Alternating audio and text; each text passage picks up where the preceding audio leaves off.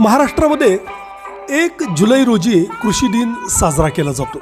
जागतिक ख्यातीचे कृषीतज्ञ आणि प्रगतिशील शेतकरी महानायक वसंतराव नाईक यांच्या जयंतीनिमित्त शासन स्तरावरती हा दिवस साजरा केला जातो.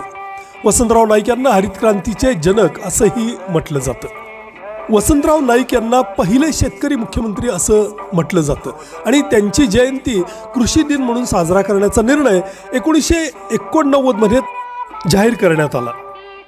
प्रयोगशील शेतकऱ्यांचा सन्मान, समुपदेशन, फळझाडांची लागवड आणि वसंतराव नाईकांना आदरांजली अशा विविध स्वरूपामध्ये हा दिवस साजरा केला जातो. थेट बांधावर शेतकऱ्यांप्रती कृतज्ञता व्यक्त केली जाते. या निमित्तानं वसंतराव नाईक हरित महाराष्ट्र अभियान, शेतकरी कृतज्ञता सप्ताह सारखे स्तुत्य उपक्रम दरवर्षी राबवले जातात.